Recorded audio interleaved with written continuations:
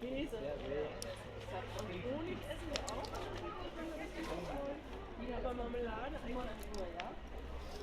Komm mal, Linchen, wir wollen uns hier die Hände wärmen. Hm? Doch, da hast du extra die Handschuhe ausgezogen. Merkst du, dass du warm ist? Komm mal hin. Nachher wird es wieder kälter. Wir müssen auch mal wieder ein Feuer groß machen. Opa! Reden wieder. Ja, das werden wir machen morgen am 1.